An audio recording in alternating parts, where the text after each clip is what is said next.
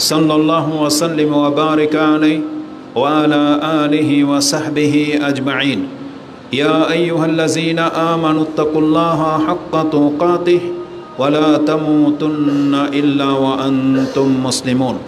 अम्मा बअद फ़इन्न अस्दक़ल हदीसी कलामुल्लाह व खैरल हदी हदी मुहम्मदिन सल्लल्लाहु अलैहि वसल्लम व शर्रल उमूरि मुहदसातुहा व कुल्लु मुहदसतिन बिदअह व कुल्लु बिदअतिन दलालह व कुल्लु दलालतिन फिन्नार। फ़क़द क़ाल अल्लाहु तबारक व तआला फ़ी कलामिहिल मजीद बाद अऊज़ु बिल्लाहि मिनश शैतानिर रजीम व आति ज़ल क़ुरबा हक़्क़हु वल मिस्कीन व इब्नस सबील व ला तुबज़्ज़िर तबज़ीरा। व अन अब्दुल्लाह इब्न अम्र अन नबी सल्लल्लाहु अलैहि वसल्लम क़ाल लैसल वासिलु बिल मुकाफ़ी वलाकिन अल वासिलु अल्लज़ी इज़ा क़ुतिअत रहिमुहु वसलहा। अख़रजहुल बुखारी फ़ी किताबुल बिर्रि वस्सिला। प्रशंसा मात्र आल्लाह सुब्हानाहु वा ताआलार, जिनी विश्व जगतेर एकमात्र मालिक, जिनी आमादेरके এই পৃথিবীতে সৃষ্টি করেছেন এবং আমাদেরকে যৌথভাবে পারিবারিক কাঠামোর সাথে সম্পর্ক স্থাপন করার মাধ্যমে বহুভাবে উপকার করেছেন, যাতে করে একে অপরের মাধ্যমে আমরা উপকার হাসিল করতে পারি। এবং এই সম্পর্কের ভিত্তিতে আল্লাহ সুবহানাহু ওয়া তাআলা আমাদের জন্য নাজাতের পথও রেখেছেন। যে আল্লাহ সুবহানাহু ওয়া তাআলা আমাদের জৈবিক চাহিদাকে পুরা করার জন্য হালাল সম্পর্ক করেছেন এবং আমাদেরকে আত্মীয় স্বজনের অধিকারী করেছেন এবং এটাকে আল্লাহর সন্তুষ্টি পাওয়ার মাধ্যম করেছেন, তাই আমরা আল্লাহর প্রশংসা করি, আমরা বলি আলহামদুলিল্লাহ। সালাতু ওয়াস সালাম প্রিয় নবী মুহাম্মদুর রাসূলুল্লাহ সাল্লাল্লাহু আলাইহি ওয়াসাল্লামের প্রতি, যার উপরে অত্যাচার হয়েছে কিন্তু তারপরেও তিনি তার আত্মীয়তার সম্পর্ককে নষ্ট করেননি। তার উপর অনেক জুলুম করা হয়েছে কিন্তু তিনি তার আত্মীয়দের সাথে অত্যন্ত ভদ্র এবং সবচেয়ে উচ্চ মানের মর্যাদা দেখিয়েছেন।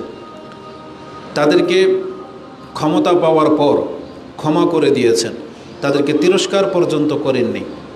আমরা সেই রাসূলের প্রতি সালাত এবং সালাম পাঠ করি, আমরা বলি আল্লাহুম্মা সাল্লি ওয়া সাল্লিম ওয়া বারিক আলা নবিয়িকা মুহাম্মদ। আজকে আমার খুতবার বিষয়বস্তু হচ্ছে আত্মীয়তার সম্পর্ক রক্ষা করার একটা দিক নিয়ে, যে সেইটার নমুনাটা কেমন হবে এবং এর মানে কি। কেননা গত খুতবায় আমি আত্মীয়তার সম্পর্ক রক্ষা করার মর্যাদা নিয়ে কথা বলেছিলাম, গুরুত্ব নিয়ে কথা বলেছিলাম এবং তা এত ব্যাপক সাড়া পেয়েছে, আমাদের মধ্যে যারা শুনেছেন এমন কোনো ব্যক্তি নাই যেটা তার অন্তরকে স্পর্শ না করেছে। কেননা কোরআন এবং হাদিসের বিষয়টাই এমন যেটা মুসলিমের অন্তরে গিয়ে আঘাত লাগে। যখন কোনো ব্যক্তিকে কোরআন দিয়ে উপদেশ দেওয়া হবে আর তার মধ্যে যদি ঈমানের চেতনা থেকে থাকে, তাহলে সেটা তার অন্তরকে নরম করবেই, এটাই হচ্ছে বাস্তব। যেমনটা কোরআনে আল্লাহ সুবহানাহু ওয়া তাআলা বলেছেন যে সূরা ইউনূস 10 নম্বর সূরার 56-57 এই আয়াতগুলোতে আল্লাহ সুবহানাহু ওয়া তাআলা বলেন, কাদ জাআকুম ইয়া আইয়ুহান নাস কাদ জাআকুম মাউইযাতুম মির রাব্বিকুম ওয়া শিফাউন লিমা ফিস সুদূর ওয়া হুদাম ওয়া রাহমাতুল লিল মুমিনিন। তোমরা জেনে নাও তোমাদের কাছে এই তো একটা উপদেশ বাণী চলে এসেছে এবং যা তোমাদের অন্তরের রোগকে দূর করে দেবে এবং এর মধ্যে রয়েছে হিদায়াত এবং এর মধ্যে রয়েছে রহমত মুমিনদের জন্য।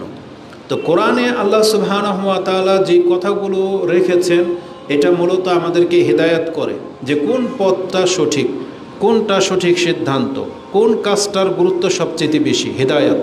এবং এই হিদায়াতকে যারা গ্রহণ করবে তারা রহমত প্রাপ্ত হবে। আর এখানে আল্লাহ সুবহানাহু ওয়া তাআলা বলেছেন যেটা তোমার অন্তরকে শুধরে দিবে। তো অন্তরের যতগুলো খারাপি বা যতগুলো রোগ আছে তা এই কোরআন এবং হাদিস দিয়ে চর্চা করলে সেই রোগগুলো থেকে আপনি উঠে আসতে পারবেন। অন্তরের রোগ হচ্ছে কৃপণতা, অন্তরের রোগ হচ্ছে লোভ, অন্তরের রোগ হচ্ছে হিংসা, অন্তরের রোগ হচ্ছে বিদ্বেষ। এগুলো সব দূর হয়ে যাবে যদি কোনো ব্যক্তি কোরআন এবং হাদিস দিয়ে নিজের জীবনটাকে গড়ে। তো বিষয় যখন কোরআন হাদিসের, আর অপরদিকে বিষয়টা হচ্ছে বাপ মা ভাই বোন কেন্দ্রিক, তখন যেটা মুসলিমদের অন্তরের অনেক বেশি প্রভাব ফেলে। তো বিষয়টা যেহেতু আত্মীয়তার সম্পর্ক রক্ষা করার, বিষয়টা যেহেতু পিতামাতার মর্যাদা নিয়ে, বিষয়টা যখন রক্তের ভাই বোন চাচা ফুফুকে নিয়ে, তখন সেটা অবশ্যই মুসলিমরা খুব পজিটিভ গ্রহণ করেছে এবং এটা তাদের প্রভাব ফেলেছে। কিন্তু আশ্চর্যের ব্যাপার হচ্ছে কিছু ব্যক্তিকে দেখেছি এর বিপরীত মন্তব্য করতে। তাদের কাছে বিষয়টা একতরফা লেগেছে যে আত্মীয়তার সম্পর্ক রক্ষা করবেন, আপনার সাথে তারা খারাপ আচরণ করলেও, তারা অসন্তুষ্ট হলেও এই বিষয়টা নাকি একতরফা হয়ে গেল। অথচ বিধানটা কি কোনো হুজুরে সাজিয়েছিল? বিধানটা কি এটা আমাদের? অথচ এই বিধানটা তো ছিল আল্লাহর।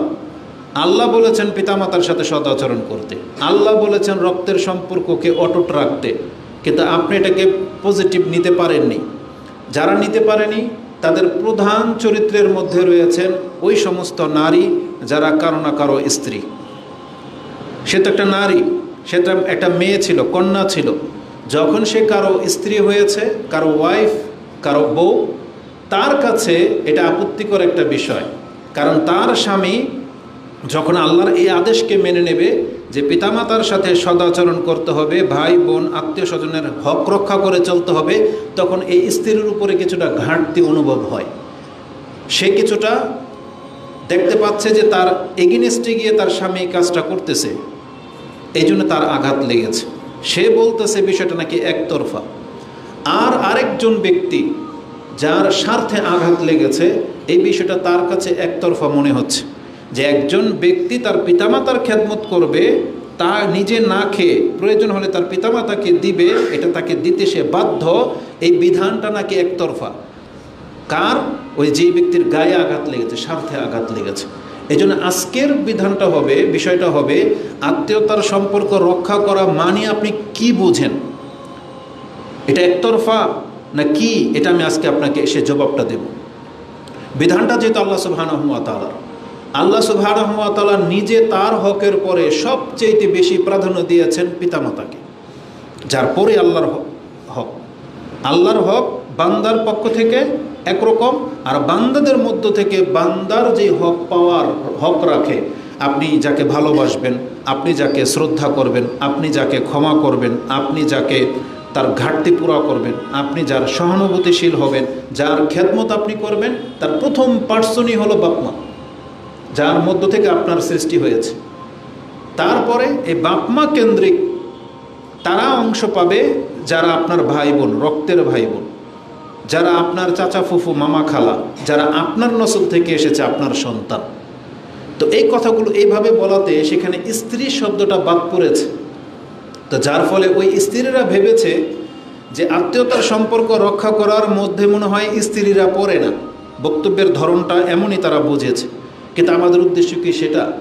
বরং আমাদের উদ্দেশ্য হলো আত্মীয়তার সম্পর্ক রক্ষা করা। যেহেতু এখানে সিলাতুল আরহাম বলা হয়েছে, রেহেমের সম্পর্ক যাদের সাথে রক্তের সম্পর্ক, তাদের কথা বলা হয়েছে শাব্দিক অর্থে।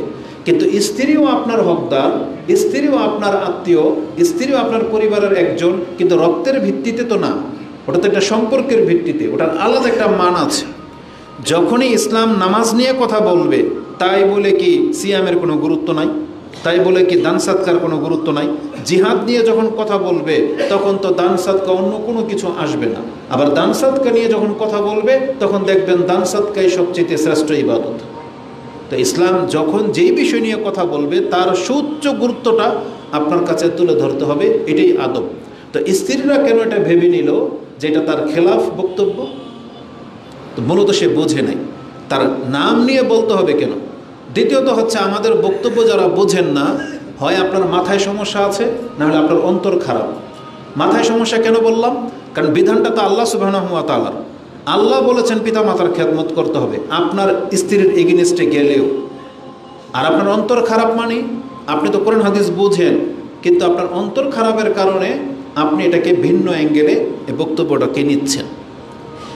বরং এমনও অনেক স্ত্রী আছে, ছেলে বাপমার সাথে সম্পর্ক ভালো না, স্ত্রী তাকে বোঝায় যে না তোমার বাপমা তো সম্পর্ক রাখতে হবে। অনেক পুরুষ পোলা আছে যারা তাদের বোনদের সাথে সম্পর্ক খারাপ, তার স্ত্রী তাকে বোঝায় যে তোমার বোন তো, তোমার ভাই তো, তাহলে এই চরিত্রের মানুষও তো আছে।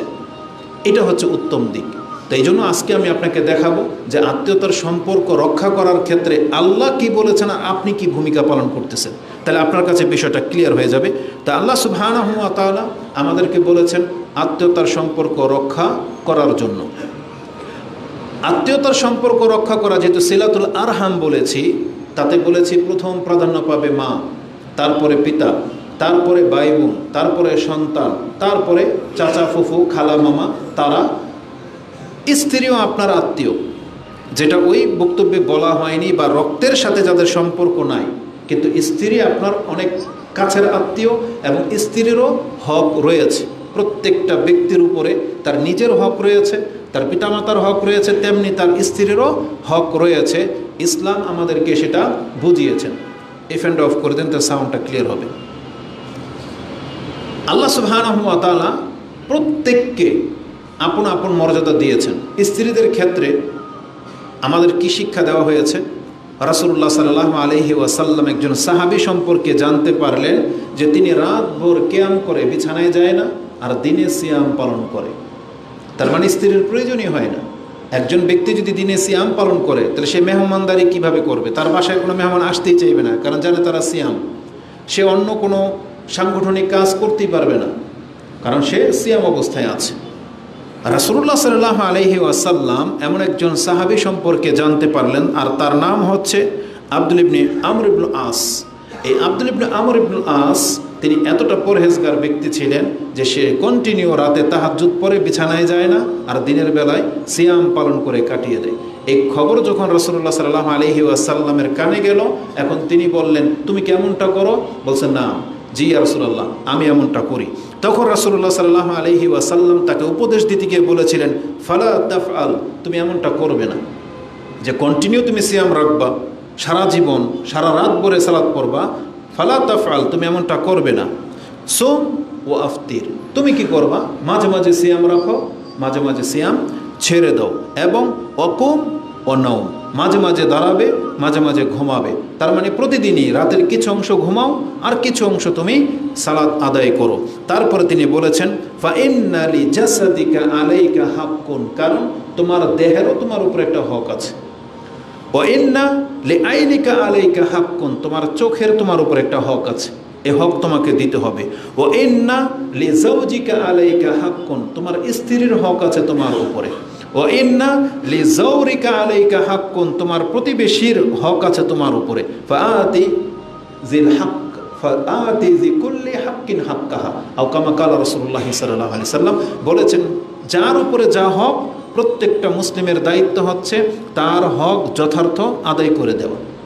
তাহলে এই সাহাবীকে রাসূলুল্লাহ সাল্লাল্লাহু আলাইহি সাল্লাম যখন উপদেশ দিলেন এবং বললেন তোমার স্ত্রীর উপরে তোমার হক আছে, এই হাদিসটি ইমাম বুখারী রাহিমাহুল্লাহ তার কিতাবুস সিয়ামের মধ্যে এনেছেন, যেটা আপনি 1975 পেয়ে যাবেন। তাহলে ইসলামে তো স্ত্রীকে হক দিয়েছেন। স্ত্রীর হক কতটা মর্যাদা তাকে দেওয়া হয়েছে। আর স্বামীদের ব্যাপারে বলা হয়েছে যে তোমার উপরে তোমার স্ত্রীর হক কতটা। পুরুষরা যখন জিজ্ঞেস করবে রাসূলুল্লাহ সাল্লাল্লাহু আলাইহি সাল্লামকে, তিনি বলেছেন, মা তাকুলু ফি নিসাইনা ইয়া রাসূলুল্লাহ, আমাদের স্ত্রীদের ব্যাপারে আমাদেরকে কি উপদেশ আপনি দিবেন?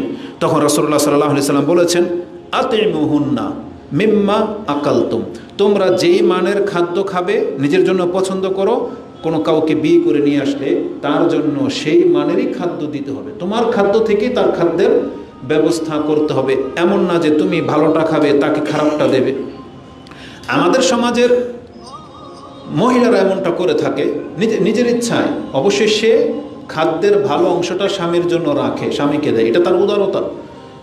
কিন্তু কোনো পুরুষ এমনটা আজ পর্যন্ত করে নাই। তবে জাহিলিয়াতের যুগে সম্ভবত এরকম ছিল যে উচ্ছিষ্টটা বা খারাপটা হয়তো মহিলাদেরকে দিত, কিন্তু ইসলাম তাদেরকে এতটা সম্মানিত করেছেন যে তোমার স্ত্রী তোমার অংশ বিশেষ।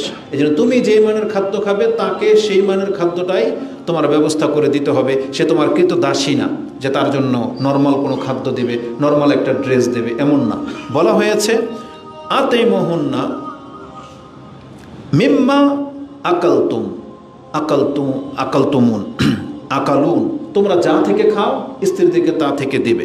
এবং ও আকসুহুন্না মিম্মা তাকতাসুন, তোমরা যেই মানের পোশাক পরো তাদের জন্য সেই মানের পোশাক তাদেরকে দিতে হবে। বরং আমাদের পুরুষরা তো আলহামদুলিল্লাহ এর চাইতে বেটার, কারণ নিজে পরে ছিঁড়া ফাটা 50, 100, 500 টাকা দামের পাঞ্জাবি স্ত্রীদের জন্য দিলে 5,000, 10,000 টাকা দামের শাড়ি কিনে দেয়, তার উত্তম কিছু করে। তারপরে রাসূল সাল্লাল্লাহু আলাইহি ওয়াসাল্লাম বলেছেন ওয়ালা তাদরিবুহুন্না, খবরদার তাদেরকে আঘাত করবে না, বিশেষ করে চেহারায় মারতে নিষেধ করা হয়েছে। এবং ওয়ালা তুকাব্বিহুন্না, তাদেরকে গালিগালাজ করবে না।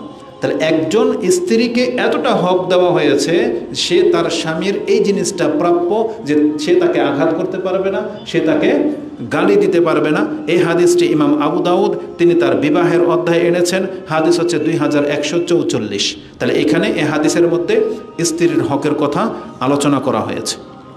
এমনকি রাসূলুল্লাহ সাল্লাল্লাহু আলাইহি ওয়াসাল্লাম মহিলাদেরকে, স্ত্রীদেরকে এতটা সম্মান দিয়েছেন, এতটা মর্যাদা দিয়েছেন যে তোমাদের মধ্যে ওই পুরুষ উত্তম যেই পুরুষ তার স্ত্রীর কাছে উত্তম। রাসূল কি বলেছেন? খায়রুকুম বা খিয়ারুকুম, তোমাদের মধ্যে ওই ব্যক্তি উত্তম, খিয়ারুকুম লিনিসাইহিম, যে তাদের স্ত্রীদের কাছে ভালো। এই হাদিস ইমাম আবু দাউদ কোট করেছেন, ইবনে মাজাতে রয়েছে, ইবনে মাজাতে 1978 পেয়ে যাবেন। তাহলে এই যে বিষয়গুলো, ইসলাম যেহেতু সবার হক নিয়ে কথা বলেছেন, তাহলে এখানে স্ত্রীদের হক নিয়েও কথা বলেছেন। এখন কেউ যদি পিতামাতার বক্তব্য শুনে স্ত্রীর সাথে খারাপ আচরণ করে, স্ত্রীর হকের ক্ষেত্রে যদি ঘাটতি করে, স্ত্রীকে যদি পাত্তা না দেয়, সে যদি বাড়াবাড়ি করে, এটা দোষ কি বক্তার? এটার দোষ কি ইসলামের বিধানের নাকি ওই ব্যক্তির?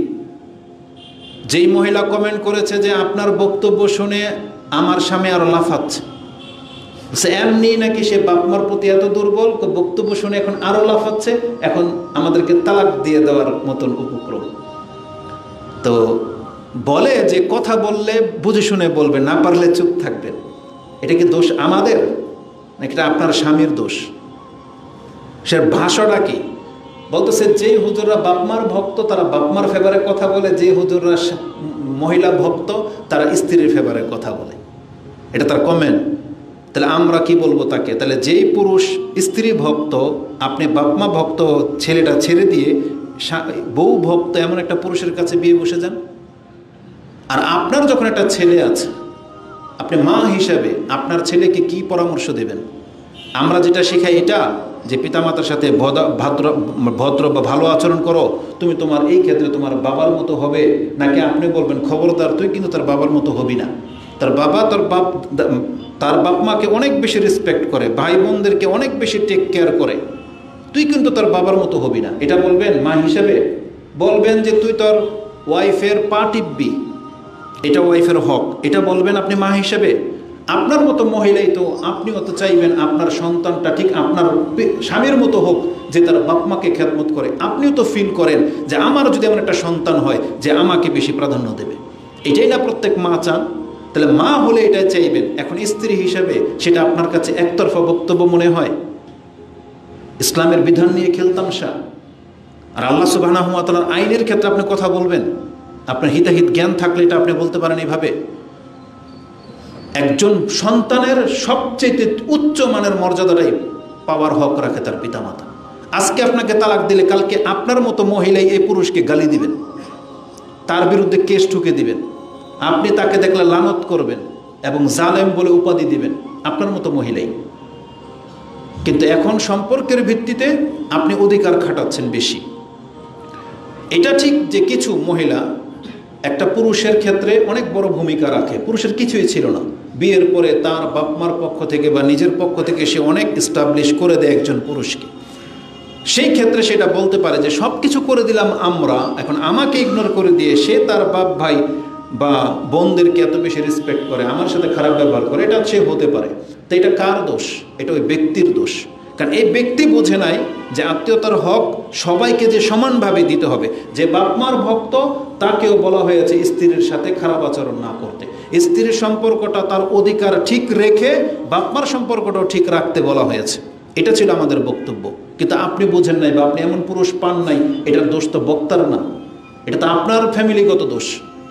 আমাদের বহু পুরুষ আছে যারা আলহামদুলিল্লাহ সামর্থ্যবান, বাপ মাকেও টেক কেয়ার করে, স্ত্রীদেরকেও ভালো অবস্থায় রেখেছে। কথার প্রসঙ্গে কথা চলে আসে, যখনই বলা হয় বাপ মার সাথে ভালো আচরণ করা, ভাই বোনদের সাথে ভালো আচরণ করা, সম্পর্ক অটুট রাখা, এই ভাই বোন খালা ফুফু কি সারা জীবন আপনার ঘরে এসে বসে থাকে? তারা তো আসবে বছরে একবার, 6 মাসে একবার, কোনো প্রয়োজন হলে আসে।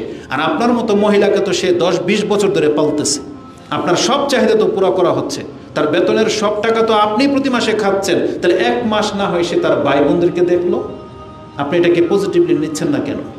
ওটাই কেন আপনার ঘাটতি মনে হয়? এটা মোটেও কাম্য নয় কোনো মহিলার, কোনো পুরুষের। তো আল্লাহ সুবহানাহু ওয়া তাআলা বাপ মাকে অনেক বেশি প্রাধান্য দিয়েছেন। এখন প্রশ্ন যখন আসবে ওই পুরুষের যার আর্থিক দিক থেকে সে সচ্ছল না, যার অল্প পুঁজি, অল্প বেতন, তা দিয়ে সে তার বাপ মাকে সন্তুষ্ট রাখতে পারতেছে না। হ্যাঁ, আমরা চিনি এমন পিতামাতাকে যাদের চরিত্রটাই এমন, যেই ছেলেরা কিছুই তাকে দেয় না তার প্রতি কোনো মাথা ব্যথা নাই, কিন্তু যেই ছেলেটা যতটুকু সাধ্য অনুযায়ী দেয়, কিন্তু এই বাপ মা সন্তুষ্ট হইতে পারে না, বলে তুই আমাকে দেশ না কেন পুরো, তুই তোর বউর কথা শোনস। এগুলো আমাদের বাপ মারা বলে, তাদেরও ইনসাফ করা উচিত, কারণ তাদেরও তো নৈতিক শিক্ষা নাই, সেই জন্য তারা এমনটা করে। উচিত ছিল প্রত্যেক ছেলের কাছ থেকে সে ভাগ নেবে। তো যেই ছেলেটা পয়সাওয়ালা, যেই ছেলেটা পাওয়ারফুল, সেই ছেলের প্রতি তার কোনো বিদ্বেষ বা কিছু নাই, কিন্তু যেই ছেলেটা দুর্বল, যে ছেলেটা বাপ মাকে রেসপেক্ট করে, ওর উপরে বোঝা আরও বেশি চাপিয়ে দেওয়া হয়। এই সমস্যাগুলোর ফেজ আমরা করি। আর অধিকাংশ মানুষের ইনকাম কম, তা দিয়ে স্ত্রীকে আলাদা বাসায় রেখে বাপ মাকে পালা, চিকিৎসা খরচ, এটা অনেক ব্যয়বহুল হওয়াতে এই পুরুষরা এই বিধানটা পালন করতে হিমশিম খাচ্ছেন, এটা আমরা জানি। এক্ষেত্রে আপনার করণীয় কি? আপনার করণীয়, আপনাকে ব্যালেন্স করে চলতে হবে। আপনি ওই আচরণটাই করবেন যেটা আপনার সাথে করা হয়েছিল। আপনি ভুলে গেছেন মায়ের পেট থেকে নিয়ে এত বড় হয়ে যাওয়ার দৃশ্যটা ভুলে গেছেন? আপনি কি ভুলে গেছেন যে আপনার বাপ মা আপনার জন্য কি করেছে, স্যাক্রিফাইস কতটা করেছে? যাদের ঘরে অল্প পুঁজি, আপনার বাপ মা অনেক কিছু তাদের প্রয়োজনটাকে কিন্তু পুরা করেনি। একটা দুধের ডিব্বা যদি 500 টাকা দাম হয়, যে বাবার ইনকাম যদি কম হয়, এমন কোনো ঘটনা ঘটেছে যে আপনার বাবা আপনার সে দুধ এনে দেয়নি? কিন্তু আপনাকে তো দিয়েছে। আপনার বাপ মার অনেক প্রয়োজনগুলো তারা পুরা করেনি, আপনার প্রয়োজনটা পুরা করা হয়েছে। আপনার শিক্ষাগত দিক থেকে, চিকিৎসাগত দিক থেকে আপনার বাপ মা আপনাকে করে যাচ্ছে 30 বছর। এখন আপনি ইনকাম করতেছেন, আপনার বাপ মা হয়তো বেঁচে থাকবে 10 বছর, 20 বছর, তাও প্রতিদিন তার লাগে না। কিন্তু এখন আপনি প্রশ্ন তুললেন যে আমি কাকে দেখব, বউ, বাচ্চা, স্ত্রী না আমার পিতা মাতা? আপনি ওটাই করবেন যেটা আপনার বাপ মা আপনার সাথে করেছে। ও আহসিন কামা আহসানুল্লাহু ইলাইক, যেটা আল্লাহ বলেছেন, কারণকে করা হয়েছিল। এবং আল্লাহ সুবহানাহু ওয়া তাআলা বলছেন যে উত্তমের বদলা উত্তম ছাড়ার কি হতে পারে, যেটা সূরা রহমানে আপনি পাবেন। তা আল্লাহ সুবহানাহু ওয়া তাআলা আপনার পিতামাতা আপনার সাথে যে আচরণটা করেছে, আপনাকে ওটাই করতে বলা হয়েছে। দোয়াতে এটাই আছে, রাব্বিরহামহুমা কামা রব্বায়ানি সাগীরা। ছোটবেলা আমার উপরে যে ইহসান করা হয়েছিল, আল্লাহ তুমি আমার বাপ মার উপরে এভাবে ইহসান করো। কিন্তু আপনি আজকে ভুলে গেলেন। এই জন্য কাকে প্রাধান্য দিবেন? আপনি প্রয়োজন অনুযায়ী প্রাধান্য দিবেন। একদিকে আপনার সন্তান, আপনার ওয়াইফকে রাখেন, একদিকে যদি আপনার বাপ মা দাঁড়িয়ে যায়, কার প্রয়োজনটা বেশি সেটা আপনাকে দেখতে হবে। বাপ মার প্রয়োজন যদি এখানে বেশি হয়ে যায়, তার চিকিৎসার প্রয়োজন হয়, আর এই ক্ষেত্রে যদি ওই দিন আপনার ঘরের বাজার না করতে হয়, তাহলে আমি মনে করব আপনাকে প্রাধান্য দিতে হবে বাপ মার চিকিৎসাটাকে। ইসলাম এটাই বলতেছে। এখন আপনি এটাকে একতরফা ভাববেন, এটা আপনার ব্যাপার। যারা এটা করে দেখাতে পারবেন, আপনি কামিয়াব, জেনে নেন। যদিও বিষয়টা খুব কঠিন, কিন্তু করতে পারলে আপনি কামিয়াব। আপনি ভুলে গেছেন একটা হাদিস, আমি আপনাকে স্মরণ করিয়ে দিই। ওই 3 ব্যক্তির ঘটনা, যে পাহাড়ের গুহার মধ্যে ফেসে গিয়েছিল। তারা একটা ঝড়ের কবলে পড়ে গুহাতে আশ্রয় নিয়েছে, পাহাড় বন্ধ হয়ে গেছে। আল্লাহ যখন কোনো ঘটনা ঘটান বা ওই সংবাদটা যখন আমাদের কাছে দেন, আল্লাহ এটাই শিক্ষা দিতে চাচ্ছেন যে তোমরা এটাই করো, তাহলে তুমি বিপদ থেকে মুক্ত হয়ে যাবে। সেটা কি? 3 ব্যক্তি যখন গুহার মধ্যে আশ্রয় নিয়েছিল, হঠাৎ করে একটা পাথর এসে গুহার মুখটা বন্ধ হয়ে যায়।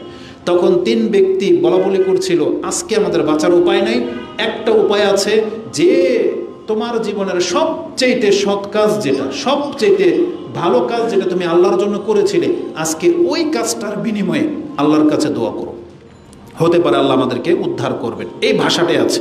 তারা বলেছিলেন, উনজুর আমালান আমিলতুমুহা লিল্লাহি সালিহাত, তোমরা আল্লাহর জন্য করেছো ওই সমস্ত আমলগুলোকে মাথায় নিয়ে আসো এবং তার মধ্য থেকে সবচেয়ে বেটার তোমার কাছে যেটা মনে হচ্ছে যে আমি এই কাজটা আমার কাছে সবচেয়ে বেশি ভালো মনে হয়েছে বলে মনে করি, ওটা দিয়ে তুমি আল্লাহর কাছে দোয়া করো।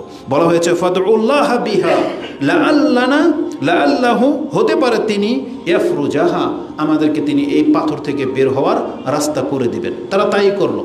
প্রথম ব্যক্তি তিনি আল্লাহর কাছে দোয়া করতে লাগলেন। তিনি বলেছেন, বাংলায় বলে দিয়ে হাদিসটা যেহেতু লম্বা, তিনি বলেছেন আল্লাহুম্মা ইন্নাহু কানা লিওয়ালিদানে শাইখানে কাবিরানে, আল্লাহ তুমি তো ভালো করে জানো আমার বৃদ্ধ একজন পিতামাতা ছিলেন এবং আমার সন্তানও আছে, হাদিসে ডিটেলস আছে, সন্তানও আছে, ছোট ছোট সন্তান ছিল, কিন্তু আমি তাদের রিজিকের জন্য ওই বকরি পালতাম, দুধ দহন করে ফিরে এসে তাদেরকে আমি খাবার জোগাতাম।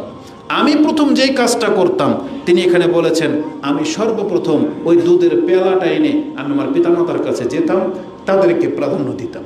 কোনো দিনই আমার কোনো সন্তানকে টাচ করতে দেইনি। এটা আমার বাপ মার জন্য আমি করেছি। কোনো একদিনের ঘটনা, একটা গাছ পড়ে গেছে, তিনি আসতে লেট হয়ে গেছে, অনেক রাতে তিনি বাসায় ফিরেছেন, এসে যখন দুধের পেয়ালাটা বাপ মার কাছে নিয়ে গেছেন, যে তখন তারা ঘুমিয়েছিলেন, তখন বাচ্চাগুলো এখনও ক্ষুধার্ত, কান্না করতে তার পায়ের নিচে, কিন্তু তিনি বলতেছেন আমি আল্লাহ ভ্রুক্ষেপ করি নাই, যেহেতু আমার নীতি এটা, আমি প্রথম আমার বাপ মাকে দেব, এই জন্য আমি আমার সন্তানের দিকে পর্যন্ত তাকাই নাই। যে তারা ঘুমিয়ে গেছে, আমি তাদের মাথার কাছে দাঁড়িয়ে গেলাম, যে তাদেরকে জাগানোটা আমি অপছন্দ করতেছি, যে তারা খাবে তারপরে এই নিয়ম ভাঙবে না। সকাল হয়ে গেল, ওই অবস্থায় আমি আমার বাপ মাকে প্রথম খাইয়েছি, তারপরে আমার সন্তানদেরকে দিয়েছি। আল্লাহ এই কাজটা যদি আমি তোমার সন্তুষ্টির জন্য করে থাকি, তাহলে তুমি আমাদেরকে এখান থেকে উদ্ধার করো এবং আকাশ দেখার মতো তৌফিক আমাদেরকে দিয়ে দাও। রাসূল বলতেছেন পাথরটা সরে গেল, পাথরটা সরে গেল। তাহলে একজন ব্যক্তি বিপদে ফেসে যাচ্ছে আর আল্লাহ তাকে এখান থেকে উদ্ধার করবেন কিসের ভিত্তিতে? বাপ মার প্রতি এহসান করার কারণে, তাদেরকে এতটা সম্মান দেওয়ার কারণে যে তাকে প্রাধান্য দেওয়া হবে। আর আজকে আমার বক্তব্যকে, আমাদের বক্তব্যকে আপনি বলতেছেন এটা একতরফা। আপনিও তো একদিন পিতামাতা হবেন, আপনিও তো আপনার সন্তানের কাছে এই রেসপেক্টটা আশা করেন নাকি সেটা আপনি আশা করেন না? যার সন্তান এমন, তার প্রশংসা করতে হবে। আমাদের ওই প্রত্যেকটা ভাই প্রশংসিত যারা তার পিতামাতাকে সম্মান করে, যারা তার পিতামাতাকে প্রাধান্য দেয়। আমরাও পিতামাতা হয়েছি, বৃদ্ধ যারা আছেন তারাও পিতামাতা। আজকে মনে হচ্ছে বক্তব্যটা তাদের জন্য না, বরং তাদেরও পিতামাতা আছে, তারাও তাদের পিতামাতার সাথে এমন হওয়া উচিত বা তারা করেছেন। এই জন্য প্রত্যেকটা ব্যক্তি আমরা একসময় বড় হব, আমাদের পিতামাতা আমাদের কাছ থেকে হারিয়ে যাবে। আমি আমার ব্যক্তি এই কথাগুলো মনে পড়লে কষ্ট এই জন্য হয়। একটা সময় আমার আর্থিক দিক থেকে ভালো ছিল না যখন আমার মা ছিল, কিন্তু এখন আমার আর্থিক দিক থেকে আমি সচ্ছল, কিন্তু আমার মা নাই। এখন চাইলেই কি আমি তার কবরে এসে লাগাই দিতে পারবো? চাইলেই কি তার জন্য আমি ভালো দামি ওষুধ এনে দিতে পারবো? এগুলোর কোনো প্রয়োজন আছে তার? কিন্তু কিছুদিন আগে তো এটা আমার কাছে কষ্ট মনে হয়েছিল যে এত টাকা খরচ হয়ে যাচ্ছে, কিন্তু আল্লাহ সুবহানাহু ওয়া তাআলা তো সেটা ছিনিয়ে নিলেন। এই জন্য পিতামাতাকে আল্লাহ সুবহানাহু ওয়া তাআলা জান্নাতের দরজা বলেছেন, যার দরজা খোলা আছে এখন পর্যন্ত আপনি জান্নাতের রাস্তা করে নেন। এটা বন্ধ হয়ে গেলে কিন্তু এই রাস্তা দিয়ে আপনি কোনোদিন জান্নাতে ঢুকতে পারবেন না। এই জন্য এটা হচ্ছে সর্বোচ্চ বিষয়, যে যেই ব্যক্তি তার পিতামাতাকে প্রথম প্রাধান্য দেবে। এই হাদিস রাসূল আমাদেরকে জানিয়েছেন। হাদিস তো বুখারী মুসলিমের কিতাবুল বিররি ওয়াল আদব, ইমাম বুখারী রাহিমাহুল্লাহ 5974 এবং মুসলিমে হাদিসটি 6842 রয়েছে। কেন আমাদেরকে জানানো হয়েছে? যে তোমরা প্রত্যেকটা ব্যক্তি জেনে রাখো, যেই ব্যক্তি জীবনের সব ক্ষেত্রে বাপ মাকে প্রাধান্য দেবে তাকে আল্লাহ বিপদ মুক্ত করবে, এটা আল্লাহর ওয়াদা। বাপ মা যদি মুশরিকও হয়, বাপ মা মুশরিক হলেও আল্লাহ বলেছেন সে মুশরিক, উপরন্তু তোমাকে যদি অনৈতিক কোনো কাজের আদেশ করে, আল্লাহর নাফরমানের আদেশ করে, ফালা তুতিহুমা, তবে তাদের আনুগত্য করবে না। ওয়ালাকিন ওয়াসাহিবুহুমা ফিদ দুনিয়া মারুফা, কিন্তু তাদের সাথে উচ্চবাচ্য করার ক্ষমতা তোমার নাই। তোমার বাপ মা কাফের, জালেম, তোমার সাথে অনেক জুলুম করেছে, তোমাকে ডাস্টবিনে ফেলে দিয়েছে, কিন্তু বড় হয়ে জানতে পেরেছিল এটা তোমার মা। আল্লাহ বলেছেন ওয়াসাহিবুহুমা ফিদ দুনিয়া মারুফা, তার সাথে দুনিয়াতে তোমাকে ভালো আচরণ করতে হবে।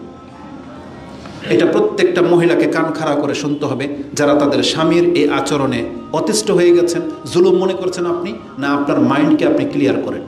তাকে বরং আপনি ওই মহিলার মতো হন যে তার স্বামীকে বোঝায় যে তুমি তোমার মার সাথে ভালো আচরণ করো, তুমি তোমার পিতার সাথে ভালো আচরণ করো, তুমি তোমার ভাই বোনদেরকে রেসপেক্ট করো, এবং আপনার ঘরে আসতে যেন কোনো বোন, কোনো খালা ফুফু যেন ইতস্ত বোধ না করে। আপনাকে এই চরিত্রের মহিলা হইতে হবে। এটাই হচ্ছে কল্যাণ। তবে আমরা ওই পুরুষদেরকে বলতে চাই, একটু আগেই স্ত্রীর হক নিয়ে কথা বলেছি, যারা এসব কথা শুনে আপনি আপনার ওয়াইফকে তুচ্ছ তাচ্ছিল্য করেন, তাকে ইগনোর করবেন, এটা তো ইসলাম আপনাকে শিখায় নাই। বরং তারও হক আছে, অধিকার আছে, আপনি দুইটাকে ব্যালেন্স করে চলার চেষ্টা করেন।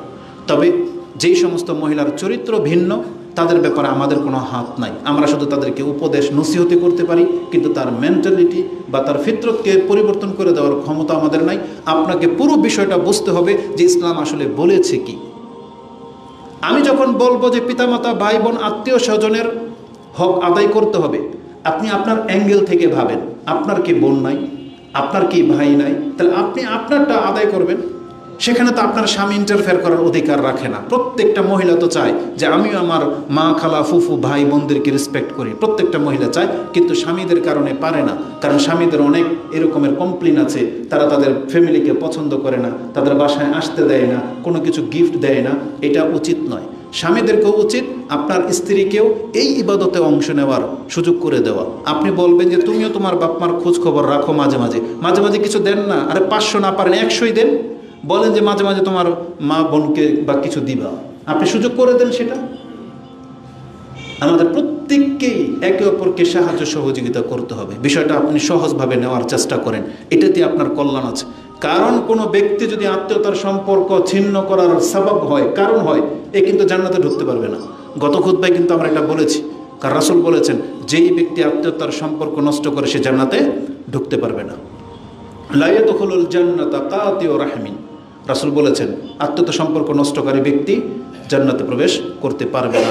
এমনকি আত্মীয়তার সম্পর্ক আরশের মধ্যে লটকিয়ে ঝুলন্ত অবস্থায় আছে, এবং আত্মীয়তার সম্পর্ক বলে আল্লাহুম্মা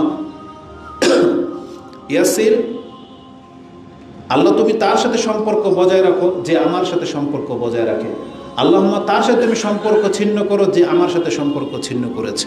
এটা আমরা গত পর্বে আলোচনা করেছি, যেটা মুসলিমের হাদিসে রয়েছে। তো আমি আশা করি যে এই বক্তব্য থেকে আপনি ক্লিয়ার একটা দিক নির্দেশনা পাচ্ছেন। সেটা হলো আমাদেরকে ব্যালেন্স করতে হবে। বাপমার খেদমতের ক্ষেত্রে কি ভূমিকাটা আপনি রাখবেন, স্ত্রীদের ক্ষেত্রে কি করবেন, সন্তানদের ক্ষেত্রে কি করবেন, সেটা আপনি জানেন। আমাদের প্রত্যেকটা ব্যক্তি তার সন্তানের জন্য অনেক বেশি সফট, অনেক বেশি তার অন্তর গলে যায়। সেই ক্ষেত্রে অনেক সময় সেই পিতামাতাকে পর্যন্ত মানে গালাগালি করে, বা পিতামাতার সাথে সে খারাপ আচরণ করে নিজের সন্তানের জন্য। কিন্তু ভুলে যায়েন না আপনি তার কাছ থেকে এসেছেন, আর এটা আপনার কাছ থেকে এসেছে। আপনার যেমন এই সন্তানের জন্য খারাপ লাগে, আপনার জন্য আপনার পিতামাতারও ঠিক ততটুকুই খারাপ লাগে। এটা আপনাকে বুঝতে হবে। তো ব্যালেন্স করতে হবে। এবার আসুন, যে সমস্ত পুরুষরা এই বক্তব্য শুনবেন, আপনার ঘরেরও দায়িত্ব আছে। এমন না যে আপনি আপনার ঘরকে অন্ধকার করে দিয়ে আমরা আপনাকে বলতেছি না কথা যে আপনি খালা, ফুফু, চাচা, মামাদেরকে নিয়ে থাকেন, এটা বলতেছি না। তাদের হক হচ্ছে সীমিত। তাদের প্রয়োজন অনুযায়ী তাদের খোঁজখবর আপনি রাখবেন। তারা আপনার কাছ থেকে সারা জীবন খাইতে পড়তে আসেনি। তারা যখন আসবে সম্মান দেখান। একদিন কি পারেন না? মাসে একবারও পারবেন না? তাদের অসুস্থ হলে একবারও দেখতে যেতে পারবেন না? এটাতে আপনার সংসারে আগুন লেগে যাবে, এটা তো হওয়া উচিত নয়। তো আপনি আপনার সংসারকেও ঠিক রাখবেন, সেটাও ঠিক রাখবেন। সংসারের ক্ষেত্রে রাসূলুল্লাহ সাল্লাল্লাহু আলাইহি সাল্লাম স্ত্রী এবং সন্তানদেরকে কতটা প্রাধান্য দিয়েছেন। রাসূলকে জিজ্ঞাসা করা হয়েছিল, আমি দান সাদকা করব বা খরচ করব, আমার এই খরচের মধ্যে সবচেয়ে উচ্চমানের নেকিটা কোন খরচে আছে? জিহাদে, ফিসাবিলিল্লাহ, মসজিদ বানিয়ে দেওয়া, মাদ্রাসা করে দেওয়া, এতিম পালা, কোন খরচে আমার সবচেয়ে বেশি নেকি? রাসূলুল্লাহ সাল্লাল্লাহু আলাইহি সাল্লাম বলেন, ইন্না মিন আফদালি দিনার আনফাকাহু আর-রাজুলু আলা ইয়ালিহি। একজন ব্যক্তির একটা দিনার খরচ করে, সেই দিনারটা সবচেয়ে উত্তম খরচ হলো যদি সেটা তার পরিবারের উপরে খরচ করে। এটা ইসলাম আমাদেরকে শিক্ষা দিয়েছে। তার মানে আপনার পকেটের টাকা খরচ করবেন 5 টাকা, প্রথম মসজিদ পাওয়ার হক রাখে না। আপনি আগে দেখেন এই 5 টাকা আপনার ঘরে প্রয়োজন আছে কিনা, আপনার বাচ্চার প্রয়োজনে খরচ হওয়া প্রয়োজন আছে কিনা, আপনার স্ত্রীর প্রয়োজনে খরচ হওয়া প্রয়োজন আছে কিনা। তাহলে আমরা বলবো মসজিদে না দিয়ে আপনি ওই টাকাটা আপনার সন্তানের উপরে খরচ করেন, আপনার স্ত্রীর উপরে খরচ করেন। কারণ রাসূল বলেছেন, ইন্না মিন আফদালিদ দিনার, উত্তম দিনার তো ওটা আনফাকাহু রাজুল, একজন ব্যক্তি যা খরচ করে থাকে আলা ইয়ালিহি, তার পরিবারের উপরে। তারপরে ও দিনারুন আনফাকাহু আলা আসহাবিহি ফিস সাবিলিল্লাহ, এবং আল্লাহর রাস্তায় যারা জিহাদে লেগে গেছে তাদের স্টেপটা এটার পরে। তার মানে নিজের সন্তান পরিবারের উপরে খরচ করার পর তারপর যদি আরও খরচ করার থাকে তাহলে সেটা হবে ফিসাবিলিল্লাহ, জিহাদের খাতে খরচ করা। তারপরে আসবে মসজিদ মাদ্রাসা ইসলামকে প্রতিষ্ঠিত করার কাজে খরচ করা। তাহলে আমাদেরকে তো আর কীভাবে শিক্ষা দেবে ইসলাম? তাহলে সেই সন্তান তো বিভ্রান্ত হওয়ার কথা ছিল না। এই হাদিস ইমাম আদব আল মুফরাদ, ইমাম বুখারী তার আদব আল মুফরাদের মধ্যে এনেছেন, যেটা আপনি 753-তে পেয়ে যাবেন। আত্মীয়তার সম্পর্ক রক্ষা করা। দ্বিতীয় কনসেপ্ট যেটা আপনাদের ভুল ধারণা, যেটা অধিকাংশ মানুষ নিতে পারেন না এই জায়গাতে, যে আমরা তো আত্মীয়তার সম্পর্ক রক্ষা করতে চাই, কিন্তু তারা আমাদের সাথে শত্রুতা করে, তারা আমাদের সাথে খারাপ আচরণ করে। আরেকজন একটা বোন বা ভাই তার কমেন্ট দেখলাম, সে বলতেছে যে আমরা আত্মীয়তার সাথে যদি এখন গিয়ে কথা বলতে চাই, যদি বলে সালাম দিই, ভালো খবর কিছু জিজ্ঞেস করতে চাই, তারা আমাদেরকে দুর্বল ভাববে। কি মনে করেন? এটা মুসলমানদের চরিত্র। আপনার দরকার কি? ফেমাস হওয়া, আধিপত্য বিস্তার করা, নাকি নাজাত? কোনটা দরকার আমাদের বলেন? আমাদের নাজাত দরকার নাই? আমাদেরকে আল্লাহ সুবহানাহু ওয়া তাআলার ভালোবাসা দরকার নাই? এখন এটা পেতে হলে যদি আমি আমার কোনো আত্মীয়র কাছে ছোট হতে হয়, এটা আমার জন্য সহজ নাকি আমার নাজাত সহজ? তাহলে নাজাতের জন্য আমাকে এটা ঝুঁকতে হবে।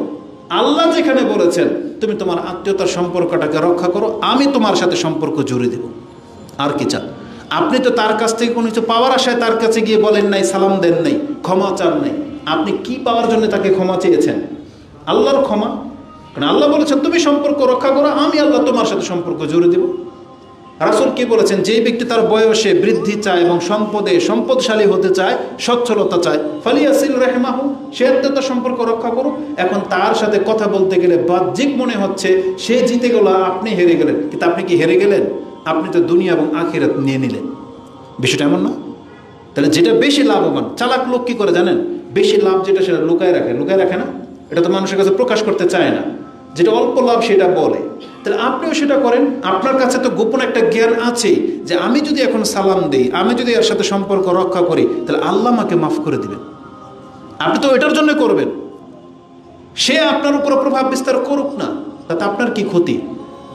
কোনো ব্যক্তি যদি এমন থেকে থাকেন যে আপনি আপনার আত্মীয়তার সম্পর্ক রক্ষা করতে চাচ্ছেন আর তারা আপনার সাথে শত্রুতা করে, আপনার সাথে মূর্খামি করে, জানেন আল্লাহ আপনার সাথে কি করে? আসুন একটা হাদিস আমি আপনাকে দেখাই।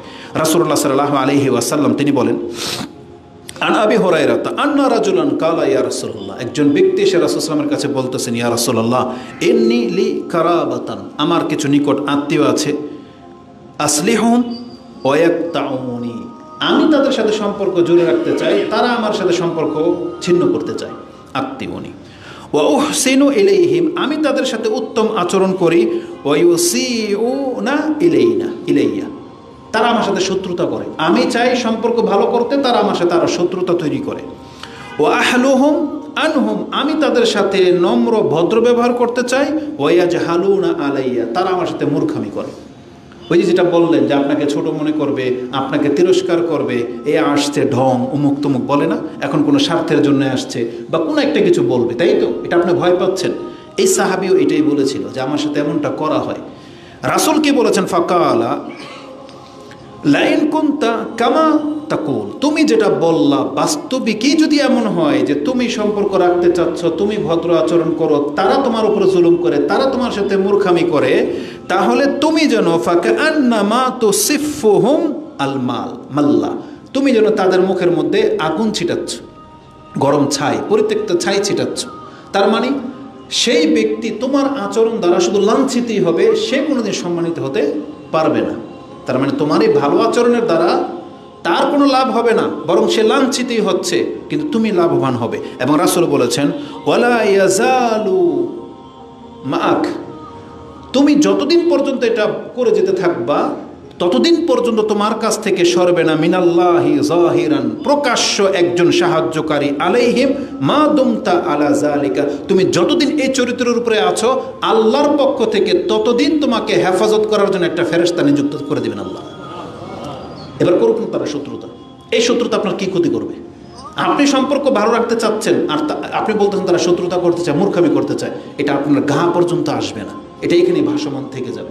আপনার প্রভাব বিস্তার হবে না আপনার ব্যবসা বাণিজ্যের উপরে, আপনার ইজ্জতের উপরে, আপনার রিজিকের উপরে, কারণ আল্লাহর পক্ষ থেকে একজন ফেরেশতা আল্লাহর ডিফেন্স স্বরূপ আপনার সাথে লাগিয়ে দিবেন। কতদিন পর্যন্ত? যতদিন পর্যন্ত আপনি এটা রক্ষা করে চলতে পারবেন। এটা ইমাম মুসলিম কোট করেছেন কিতাবুল বিররি ওয়াসিলা, যেটা 6419 নম্বরে এই হাদিসটা রয়েছে। তারপরে দ্বিতীয় পয়েন্ট, যেটা আসলে আমরা বুঝি না যে আত্মীয়তার সম্পর্ক মানে কি। আমাদের সম্পর্ক হলো তাদের সাথে যাদের সামর্থ্য ভালো, যে আপনাকে গিফট দিতে পারে আপনিও তাকে গিফট দেন, যেই মামা আপনাকে বেশি খাওয়াইতে পারবে সেই মামাকে আপনি দাওয়াত দেন, যেই খালা ফুফুর সাথে আপনার দুনিয়াবিকের সম্পর্ক আছে, যেমন যে গত পর্বে বলেছিলাম, যেই খালার একটা সুন্দর মেয়ে আছে বা ফুফুর মেয়ে আছে তার সাথে খালাতো ভাইয়ের ভালো সম্পর্ক, সেই খালাকে সে রেসপেক্ট করে। আর যেই খালার কোনো মেয়ে নাই বা পয়সাও নাই সেই খালারকে খবর লয় না। তো এই ধরনের এটা আত্মীয়তার সম্পর্ক রক্ষা করা বোঝায় না। যে আপনাকে দিতে পারবে তার সাথে আপনি ভালো, যে আপনার সাথে ভালো তার সাথে আপনি ভালো। রাসূল বলছেন এটা তো আত্মীয়তার সম্পর্ক না, এটা তো যে কেউ করবে, এটা মানুষের ফিতরত। আপনাকে যদি কেউ ভালো আচরণ করে আপনি ভালো আচরণ করবেন না? এটা তো সবাই করবে, একটা জালেম একটা জানোয়ার পর্যন্ত এই কাজটা করবে, এটা তো আর ভালো গুণ না। কিন্তু আত্মীয়তার সম্পর্ক বা আপনার ভালো গুণ কোনটা? যে আপনার সাথে খারাপি করতে চায় তার সাথে ভালোটা করা, এটা না আত্মীয়তার সম্পর্ক। রাসূলুল্লাহ সাল্লাল্লাহু আলাইহি সাল্লাম বলেন লাইসাল ওয়াসিলু বিল মাকাফি, যারা প্রতিদান দেয়, গিফট দেয়, বদলা দিতে পারে, তাদের সাথে সম্পর্ক করা এটা আত্মীয়তার সম্পর্ক না। বরং রাসূল বলেছেন ওয়ালাকিনিল ওয়াসিল, আত্মীয়তার সম্পর্ক রক্ষাকারী তো ওই ব্যক্তিকে বলা হবে আল্লাযী ইযা কুতিআত রাহিমুহু, তাদের আত্মীয়রা তার সাথে সম্পর্ক ছিন্ন করেছে, ওয়াসিলাহা, আর সে তাদের সাথে সম্পর্ক জুড়তে চাচ্ছে, এই ব্যক্তি হলো আত্মীয়তা সম্পর্ক রক্ষাকারী। এটা ইমাম বুখারী কোট করেছেন তার কিতাবুল বিররি ওয়াসিলা 78 নম্বর অধ্যায়, হাদিস হচ্ছে 5991 নম্বর হাদিস, এবং আদবুল মুফরাদের মধ্যে হাদিসটি 68তে রয়েছে। আশা করি এই দুই বক্তব্যের মধ্যে যে মেসেজটা আমি আপনাদেরকে দিতে চাচ্ছি, আপনাদের সমস্ত কমপ্লেন, সমস্ত ঘটনা এই দুই হাদিসের মধ্যে আছে। সেটা কি? রাসূল কোনো ব্যক্তিকে ছাড় দেয়নি, ইসলাম বিধান নাজিল করতে গিয়ে কোনো কিছুকে গ্যাপ দেয়নি, কারো উপরে জুলুম করা হয়নি। একজন ব্যক্তি আপন জায়গায় দাঁড়িয়ে থাকবে, তার সামর্থ্য অনুযায়ী তাকে আত্মীয়তার সম্পর্ক রক্ষা করতে চলতে হবে। তার বাপমার মর্যাদা কি, এই শিক্ষা তাকে দেওয়া হয়েছে। তার ভাই বোন খালা ফুফুর কি মকাম মর্যাদা রয়েছে, এটা তাকে শিক্ষা দেওয়া হয়েছে। এবং তার ফ্যামিলির উপরে, তার পরিবারের উপরে তার কি দায়িত্ব আছে, এটাও তাকে জানানো হয়েছে। একজন ব্যক্তি যদি নাজাত চান, সম্মান চান, তাহলে প্রত্যেকটা সাইডকে খেয়াল রেখে আপনাকে পথ চলতে হবে, প্রত্যেকটা সাইডকে, যেটা রাসূলুল্লাহ সাল্লাল্লাহু আলাইহি ওয়াসাল্লাম করেছেন, সাহাবায়ে কেরাম করেছেন। এজন্য আমাদেরকে ক্ষমার দিকটা সবচেয়ে বেশি প্রাধান্য দিয়ে আসতে হবে। রাসূলুল্লাহ সাল্লাল্লাহু আলাইহি ওয়াসাল্লাম এটাই করেছেন। আমাদেরকে তো হত্যা করতে চায়নি রাসূল সাল্লাল্লাহু আলাইহি ওয়াসাল্লাম, তো আপনারা সবাই জানেন, প্রকাশ্য রাসূল সাল্লাল্লাহু আলাইহি ওয়াসাল্লামকে হত্যা করতে চেয়েছিল তার বংশের লোকেরা, কিন্তু তিনি ক্ষমতা পাওয়ার পরে কি বলেছিলেন? লা তাসরিবা আলাইকুমুল ইয়াউম, আমি আজকে তোমাদেরকে তিরস্কার পর্যন্ত করব না। এটা না উত্তম চরিত্র? আর আপনার সাথে আমার সাথে কি এমন আচরণ করেছে? আধা হাত জায়গা নিয়ে গেছে, আপনার বাপ্পার সাথে ঝগড়া লেগে গেছে কোনো একটা কিছু নিয়ে, আপনার এমন কি স্বার্থ সে হাত নষ্ট করে দিয়েছে যে আপনি সম্পর্কটা রাখতে চাচ্ছেন না, যেখানে রাসূলকে হত্যা করতে চেয়েছিল? কি মনে করেন? অতএব যেই ব্যক্তি সম্পর্কটা রক্ষা করতে পারবেন সে কামিয়াব, কারণ আল্লাহ সুবহানাহু ওয়া তাআলার সাথে সম্পর্ক এটা। আপনি ভুলে যেন না, জিসরে জাহান্নাম, যে জাহান্নামের উপরে যে পুল হবে, রাসূল বলেছেন দুইটা সম্পর্ক জাহান্নামের পুলের দুই কিনারায় দাঁড়িয়ে থাকবে, যেটা মানুষকে টেনে ধরবে, জাহান্নাম থেকে টেনে ধরবে তাকে। এক, এই সিলাতুর রহিম, আত্মীয়তার সম্পর্ক সেখানে দাঁড়ানো থাকবে। যারা নষ্ট করেছে এই আত্মীয়তার সম্পর্ক চাবুক রূপে তাকে টেনে জাহান্নামে ফেলে দেবে। এবং যারা রক্ত ঝরিয়েছে, জুলুম করেছে, একে অন্যের হক, সে হকও সেখানে দাঁড়াবে। এই দুইটা কথা হাদিসে মুসলিমের মধ্যে রয়েছে। তা আল্লাহ সুবহানাহু ওয়া তাআলা আমাদেরকে বোঝার এবং সেই অনুযায়ী আমল করার তৌফিক দান করুন, আমিন। সর্বশেষ একটা পয়েন্ট উল্লেখ করব যে কোন জিনিসটাকে খেয়াল রাখলে আত্মীয়তার সম্পর্ক রক্ষা করা সহজ হবে। আকুলু লিকাউলি হাযা আস্তাগফিরুল্লাহ লি ওয়া লাকুম ওয়া লিসাইরিল মুসলিমিন ফাস্তাগফিরু ইন্নাহু হুয়াল গফুরুর রহিম।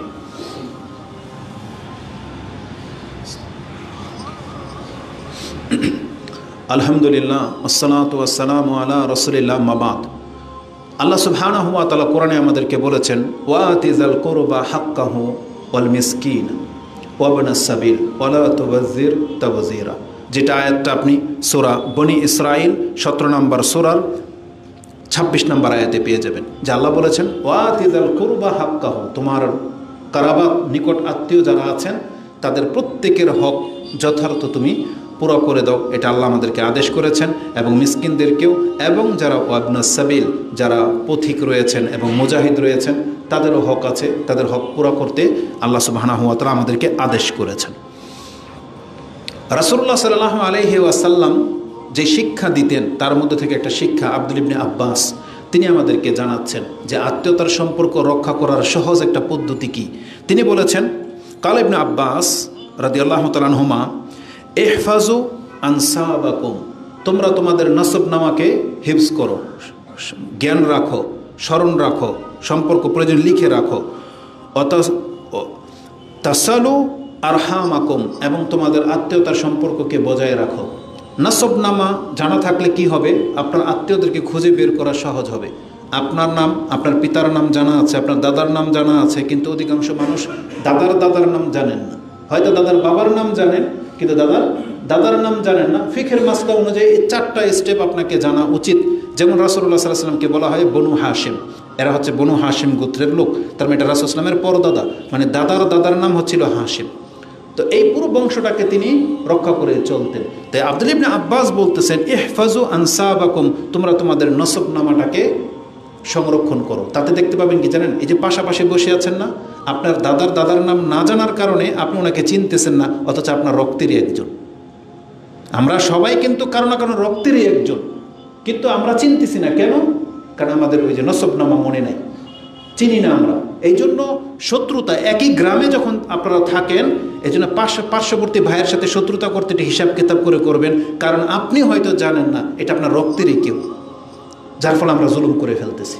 অথচ যখন রক্তের কেউ হতো তখন কিন্তু আপনি থেমে যেতেন, আর এটা তো আমার অমুক চাচা বা অমুক দাদার ছেলে, তখন কিন্তু থেমে যেতেন। আরবদের মধ্যে এই জিনিসটা খুব চরমভাবে আছে, আজও আছে, তারা এটাকে রক্ষা করে চলে।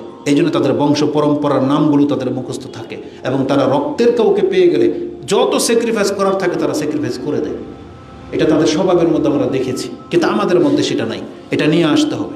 নসবনামা মনে থাকলে এটা আত্মীয়তার সম্পর্ক রক্ষা করা অত্যন্ত সহজ হয়ে যায়। এবং তিনি বলেছেন, দেখো তোমাদের আত্মীয়তার সম্পর্ক যাদের সাথে আছে এটা রক্ষা করে চলো। এবং তিনি বলেছেন, ফাইন্নাহু লা ইউবদা বিররাহিম ইজা কারবাত ওয়া ইন কানাত বাঈদাতান, আত্মীয়তার সম্পর্ক রক্ষা করার ইচ্ছা থাকলে এটা অটুট থাকে, যদিও সে তোমার কাছ থেকে অনেক দূরে।